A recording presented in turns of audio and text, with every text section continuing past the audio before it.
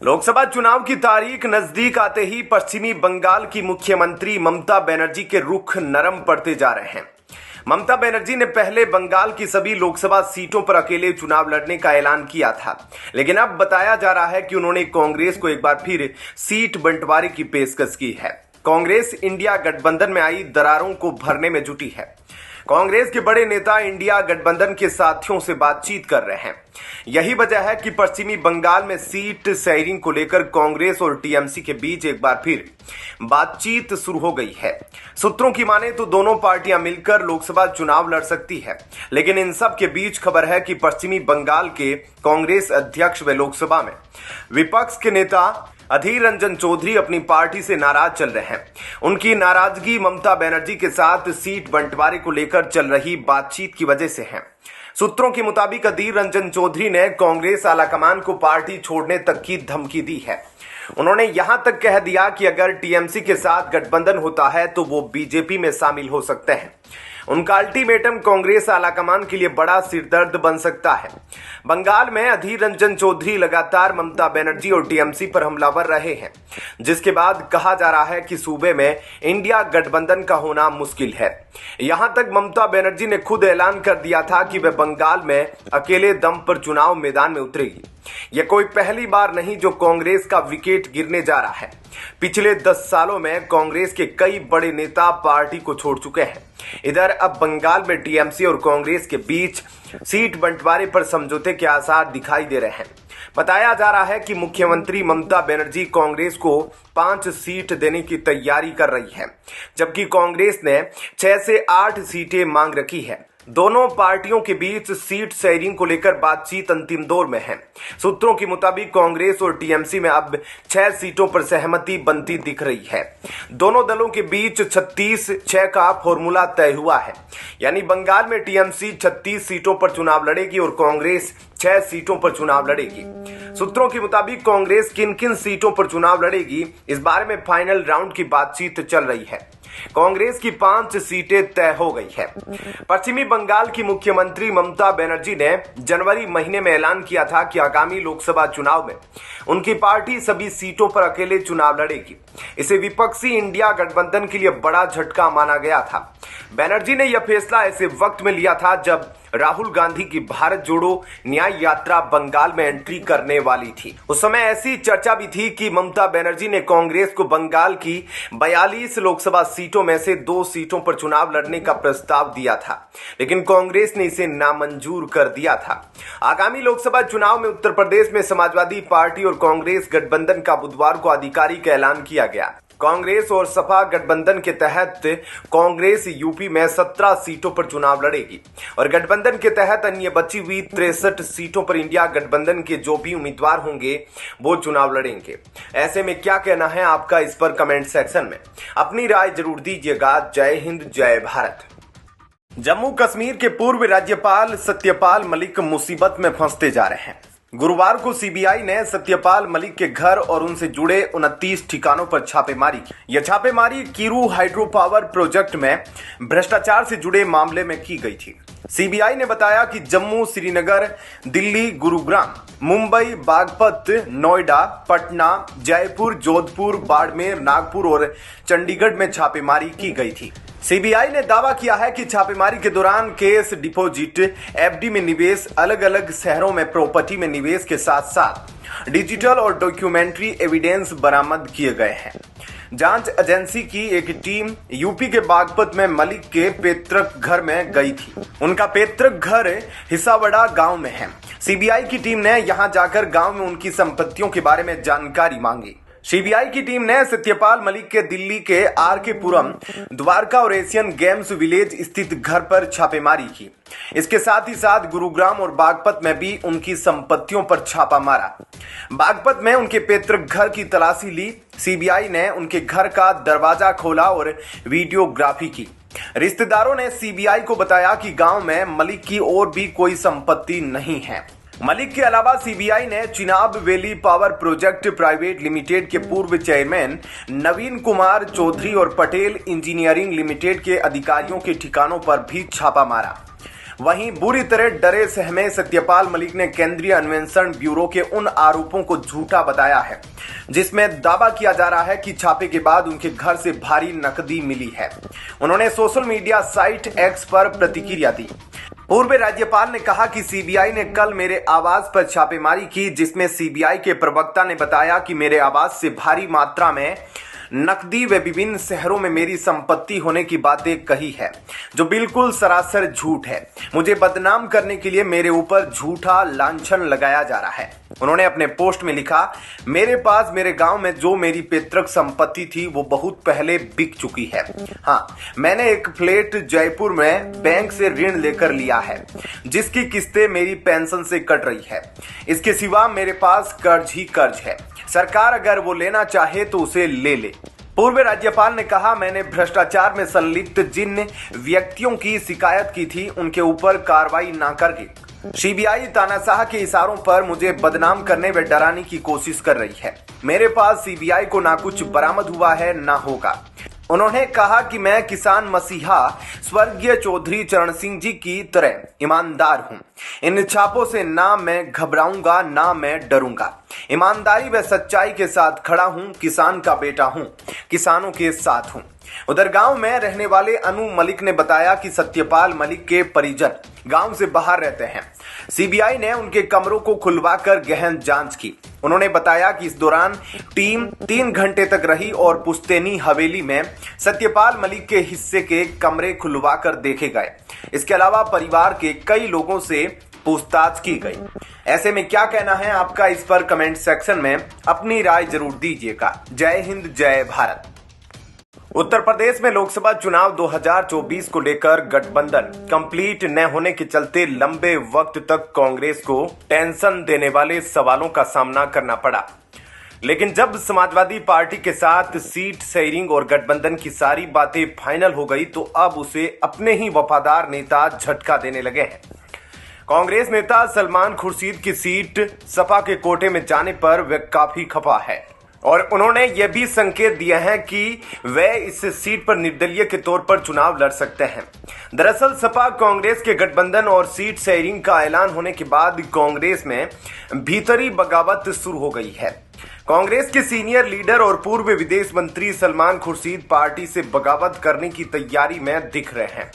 वह इस बात से नाराज है कि जिस फर्रुखाबाद लोकसभा सीट से वे चुनाव लड़ते हैं उसे सीट शेयरिंग फॉर्मूले के तहत समाजवादी पार्टी को दे दिया गया है।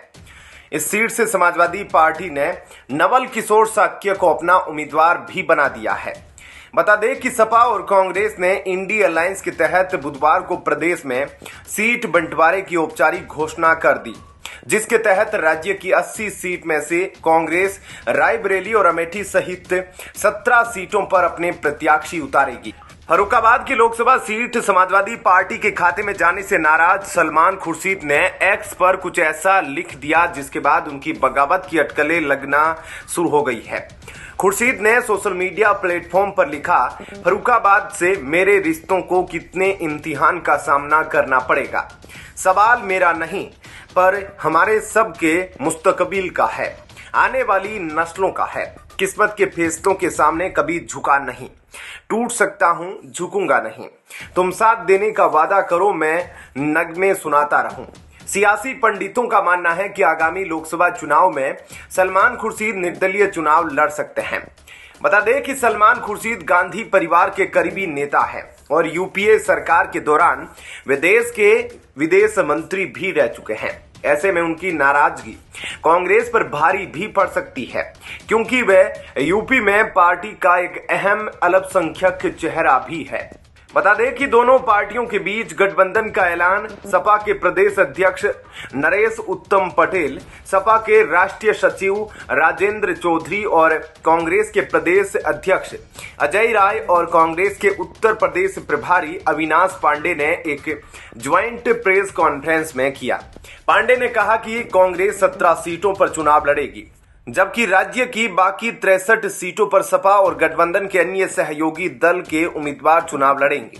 सपा प्रदेश अध्यक्ष पटेल ने कहा कि कांग्रेस उत्तर प्रदेश में रायबरेली, अमेठी, कानपुर नगर, फतेहपुर सीकरी, बांसगांव, सहारनपुर, प्रयागराज, महराजगंज, वाराणसी, अमरोहा, झांसी, बुलंदशहर, गाजियाबाद, मथुरा, सीतापुर, बाराबंकी और देवरिया सहित 17 सीट पर चुनाव लड़ेगी। पटेल ने कहा कि सपा ने मध्य प्रदेश की खजुराहो लोकसभा सीट पर चुनाव लड़ने का इरादा जाहिर किया था, जिसे कांग्रेस ने स्वीकार कर लिया है। कांग्रेस के प्रदेश प्रभारी अविनाश पांडे ने कहा कि कांग्रेस महासचिव प्रियंका गांधी वाड्रा ने इस गठबंधन को अंजाम तक पहुंचाने में बहुत अहम भूमिका अदा की है। वह उत्तर प्रदेश में बीजेपी को हराने के लिए सभी पार्टियों को एक साथ लाने का जो प्रयास कर रही है, इसके लिए वह उनका आभार प्रकट करते हैं। यह पूछे जाने पर कि कांग्रेस अपने प्रत्याशियों की सूची कब तक जारी करेगी, पांडे ने कहा कि वह पार्टी नेतृत्व विचार विमर्श के बाद इसे जल्द ही जारी करेगा। ऐसे में क्या कहना है आपका, इस पर कमेंट सेक्शन में अपनी राय जरूर दीजिएगा। जय हिंद, जय भारत। बीजेपी के साथ रहेंगे राजा भैया, राज्यसभा में बीजेपी उम्मीदवार का साथ देंगे। राजा भैया से घर आकर समर्थन मांगा था सपा और भाजपा दोनों के प्रदेश अध्यक्ष ने। राज्यसभा चुनावों में बेहद ही महत्वपूर्ण है राजा भैया का समर्थन। लोकसभा चुनाव से पहले उत्तर प्रदेश की 80 सीटों पर दावेदारी के लिए सभी पार्टियां अपने समीकरण साधने में जुट गई हैं। उससे पहले होने वाले राज्यसभा चुनाव लोकसभा के फाइनल एग्जाम से पहले रिहर्सल जैसे हैं। इस मद्देनजर फिलहाल तो कुंडा के राजा भैया प्रदेश की सियासी चर्चा का केंद्र बन गए हैं।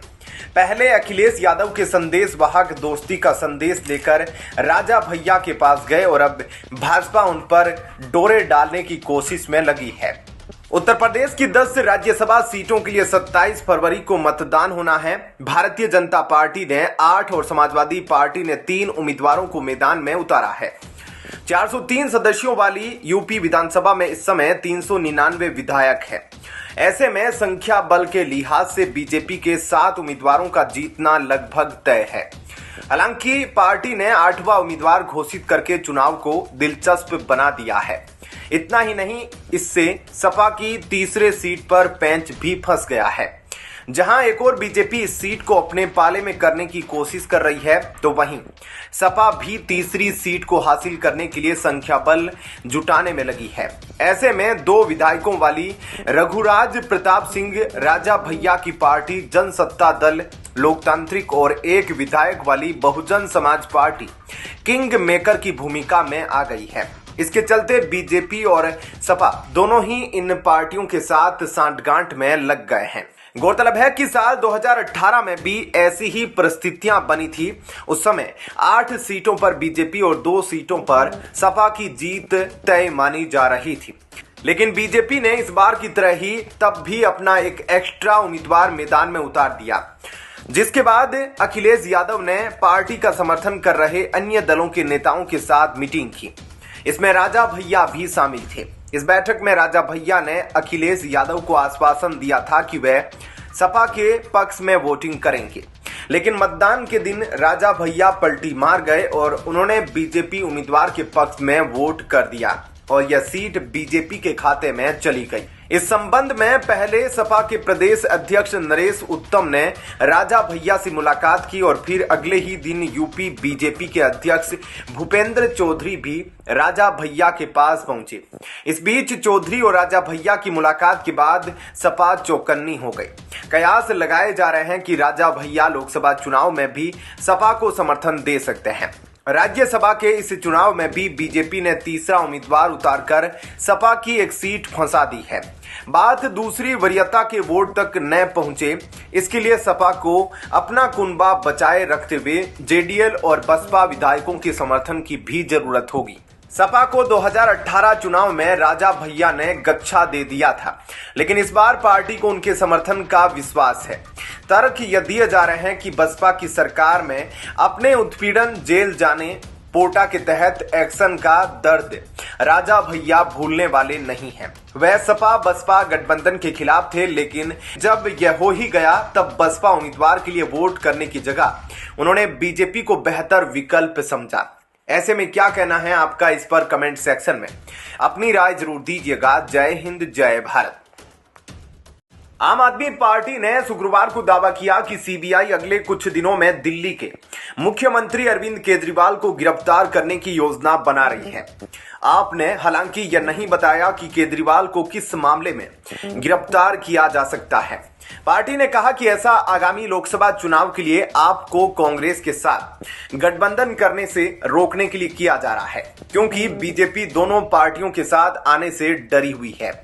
आपके दावों पर सीबीआई की ओर से तत्काल कोई प्रतिक्रिया नहीं आई, लेकिन बीजेपी ने कहा कि आपके नेता भ्रम उत्पन्न करने और केजरीवाल के प्रति सहानुभूति पैदा करने की कोशिश कर रहे हैं। बुरी तरह बौखलाए दिल्ली सरकार में मंत्री सौरभ भारद्वाज ने एक प्रेस कॉन्फ्रेंस में बीजेपी पर हमला बोला और कहा कि बीजेपी घबराई हुई है और आम आदमी पार्टी के संयोजक अरविंद केजरीवाल को अगले 2 से 3 दिन में गिरफ्तार कर सकती है। उन्होंने कहा कि कांग्रेस और आप में गठबंधन की खबरें आने लगी है। बीजेपी यह कह रही थी कि गठबंधन ही होगा, लेकिन अचानक अरविंद केजरीवाल को ईडी का 7वां नोटिस आ जाता है। सौरभ भारद्वाज ने कहा कि अब ईडी ही नहीं, सीबीआई भी अरविंद केजरीवाल को गिरफ्तार करने वाली है। सीआरपीसी 41A का नोटिस तैयार है। 2 से 3 दिन में अरविंद केजरीवाल को गिरफ्तार करने की तैयारी है।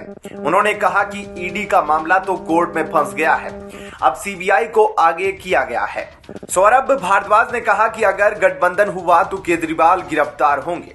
हमें यह बताया जा रहा है कि अगर केजरीवाल को बाहर देखना चाहते हो तो अलायंस मत करो। सौरभ ने कहा कि 400 पार के लक्षण यह नहीं कि बुजुर्ग पूर्व राज्यपाल के घर सीबीआई भेज दे। उन्होंने जोर देकर कहा कि कांग्रेस और आपका गठबंधन होने जा रहा है। आप जो कुछ भी कर लो, चाहे अरविंद केजरीवाल को गिरफ्तार कर लो। वहीं दिल्ली के उपराज्यपाल वीके सक्सेना ने मुख्यमंत्री अरविंद केजरीवाल को चिट्ठी लिखी है। उपराज्यपाल वीके सक्सेना ने कहा कि दिल्ली सरकार के वित्त से संबंधित सीएजी की 5 रिपोर्ट्स को दिल्ली विधानसभा में पेश किया जाए, जो सरकार के पास काफी लंबे समय से लंबित है। उपराज्यपाल वीके सक्सेना ने शुक्रवार को कश्मीरी गेट इलाके का दौरा किया। उन्होंने Kashmiri gate, saint James church, Kamla market, clock tower और श्रद्धानंद मार्ग पर ऐतिहासिक वाणिज्यिक केंद्रों का दौरा किया।